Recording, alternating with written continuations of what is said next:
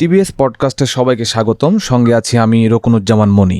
আজ আমরা কথা বলবো বৈষম্য বিরোধী ছাত্র আন্দোলনের সাবেক মুখপাত্র উমামা ফাতেমার পদত্যাগ ইস্যুতে।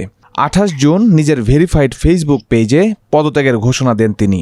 তার এই ঘোষণাকে অভিনন্দন জানিয়েছেন জুলাই গণ অভ্যুত্থানের আরেক সম্মুখ সারির যোদ্ধা সীমা আক্তার, যিনি অবশ্য 5 আগস্টের পরে বৈষম্য বিরোধী ছাত্র আন্দোলন প্ল্যাটফর্মে যুক্ত হননি। কেন তিনি সেই সময় যুক্ত হননি এবং কেনই বা উমামা ফাতেমার এই সিদ্ধান্তকে স্বাগতম জানালেন তিনি, আজ আমরা শুনবো এইসব কথা। সীমা, আপনাকে স্বাগতম আমাদের সঙ্গে যুক্ত হওয়ার জন্য। আমরা একটু শুরুতে শুনতে চাই, আপনি নিশ্চয়ই উমামা ফাতেমার ফেসবুক পোস্টটি দেখেছেন এবং সেজন্যই আপনি অভিনন্দন জানিয়েছেন। কেন অভিনন্দন জানালেন এটাই একটু জানতে চাই। আমার মনে হয়েছে যে বৈষম্য বিরোধী ছাত্র আন্দোলনের যে প্ল্যাটফর্মটা, সেটা দিন দিন এতটাই বেশি করাপ্টেড এবং সেন্টার্ড, মানে এটাতে কোনো গণতান্ত্রিকতা নাই। আগের মতোই হচ্ছে ছাত্র রাজনীতির আরেকটা নতুন সংগঠন হিসেবে এটা পরিণত হচ্ছে এবং মানে ঢাকার বাইরে অন্যান্য জেলা উপজেলায় এই কমিটিগুলো হচ্ছে কিভাবে দেওয়া হচ্ছে সেটা কেউ কিছু জানে না।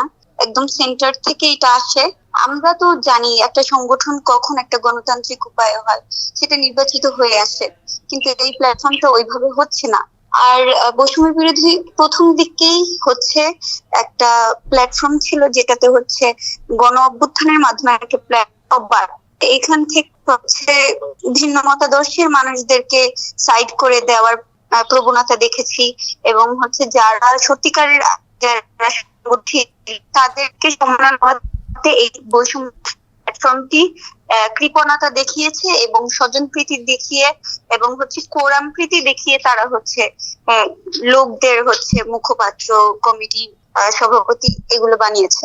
তাহলে কি আমরা যেটা দেখলাম আন্দোলনের শুরু থেকে আমরা দেখেছি সেটা হচ্ছে যে সেই সময় ছাত্র দল, ছাত্র ফেডারেশন, ছাত্র শিবির, ছাত্র অধিকার পরিষদ সহ বিভিন্ন ছাত্র সংগঠনগুলো আপনারা মিলেই তো বৈষম্য বিরোধী ছাত্র আন্দোলন ওই সময় তৈরি করেছিলেন।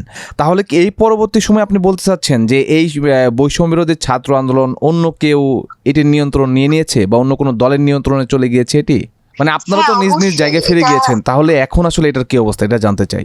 এই প্ল্যাটফর্মটার উদ্দেশ্য ছিল হচ্ছে প্রেসার গ্রুপ হিসেবে কাজ করবে, কিন্তু এইটা প্রেসার গ্রুপ হয়ে কাজ না করে উল্টা সরকারি সংগঠন হিসেবে কাজ করছে এবং হচ্ছে অন্যান্য ছাত্র সংগঠনগুলোর বিষয়ে হচ্ছে কাদা ছোড়াছড়ি ছাড়া এদের আর কোনো কাজ আমি দেখি না।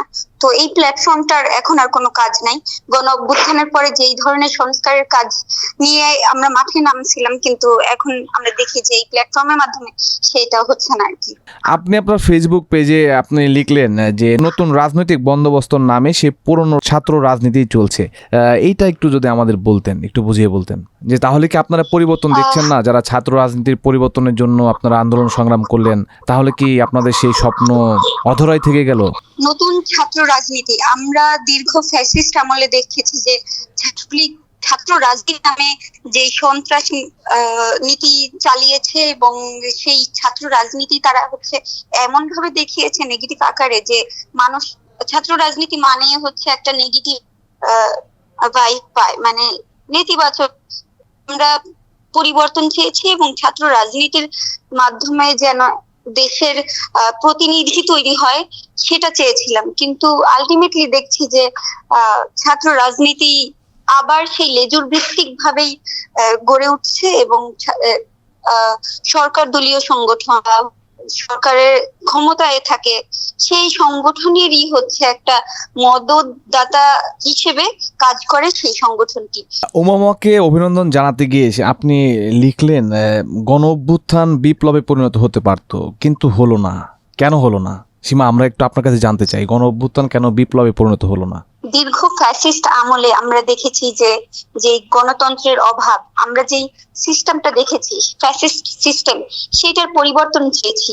সেটার পরিবর্তনের মাধ্যমেই হচ্ছে আমাদের দেশে সংস্কার আনয়ন হতো, কিন্তু আমরা দেখেছি যে গণ অভ্যুত্থান পরবর্তীতে বৈপ্লবিক সংস্কার যেটার মাধ্যমে হচ্ছে প্রকৃত বৈষম্যহীন রাষ্ট্র তৈরি হইতে পারতো, সেগুলো হচ্ছে করা হইল না।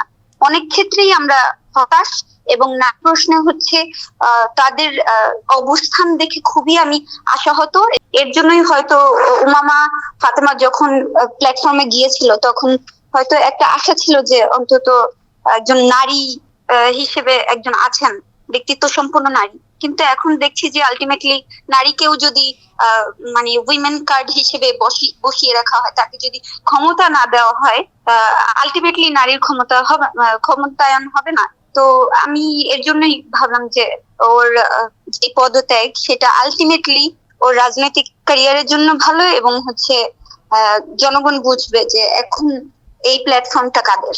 আপনি বৈষম্যবিরোধী ছাত্র আন্দোলনের সঙ্গেও 5 আগস্টের পরে যুক্ত হননি, একই সঙ্গে ছাত্রদের যে নতুন রাজনৈতিক দল সেটার সঙ্গেও যুক্ত হননি। মানে আপনাকে কি যুক্ত হওয়ার কথা বলা হয়েছিল, নাকি আসলে আপনার চাওয়া এবং তাদের চাওয়ার মধ্যে পার্থক্য হওয়ার কারণে যুক্ত হয়নি, নাকি আসলে আপনি যে জায়গা থেকে আপনারা যে রাজনীতি করতেন সেখানেই ফিরে গিয়েছেন? গণ অভ্যুত্থানের পরপরই 3 আগস্ট শহীদ মিনারে ঘোষণা দেওয়া হয় যে নতুন রাজনৈতিক বন্দোবস্তের জন্য কাজ করা হবে। কিন্তু আলটিমেটলি আমরা দেখেছি যে এই নতুন রাজনৈতিক বন্দোবস্ত মানে তেমন হচ্ছে না। নারী প্রশ্নে তাদের অনেক বড় একটা ঝামেলা আছে। তো সেই ক্ষেত্রে আমার মনে হয় যে নতুন রাজনৈতিক বন্দোবস্ত আমরা যেটা চাই, যেমন করে চাই, বা নতুন রাজনৈতিক বন্দোবস্ত কাকে বলে সেটা এখনো তারা মানে ক্লিয়ার না, তাদের অবস্থান ক্লিয়ার না, এখনো তারা পপুলিস্ট নিচ্ছে। তো আমার মনে হয় যে বৈষম্য বিরোধী ছাত্র আন্দোলনের যে প্ল্যাটফর্মটা ছিল, এটা মানে আসল যোদ্ধাগুলা, যেমন ফাইটার, আসল সংগঠক, গণ অভ্যুত্থানে গড়ে ওঠে সংগঠন। আপনি তো 5 আগস্টের পরে বৈষম্যবিরোধী ছাত্র আন্দোলনের সঙ্গেও যুক্ত হলেন না, এবং ছাত্রদের যে নতুন রাজনৈতিক দল সেখানেও নিশ্চয়ই আপনার যুক্ত হওয়ার সুযোগ ছিল, কিন্তু আপনি যুক্ত হলেন না কেন? নাকি আপনি আপনার মানে যেখান থেকে আপনি রাজনীতি করতেন আপনাদের সেই সংগঠনে ফিরে গিয়েছেন কিনা? মানে আসলে মানে আপনাদের হলো না কেন একসঙ্গে কাজ করাটা? এটা দুইটা কারণ। এটা আমি যতটুকু লড়াই করেছি ততটুকু সম্মাননা পেয়েছি কিনা সেই প্রশ্নে, এবং নতুন রাজনৈতিক বন্দোবস্ত কি শুধু নামে নাকি কাজেও, সেটা প্রশ্ন।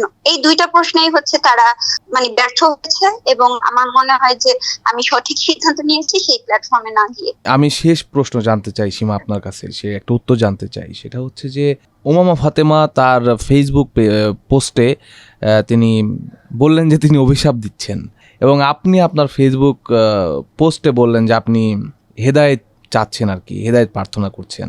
মানে আসলে এই অভিমান বা এই ব্যাপারটা একটু যদি বলতেন, বা এটা অভিমান নাকি আসলে আপনাদের পর্যবেক্ষণ, একটু যদি আমাদের বুঝিয়ে বলতেন।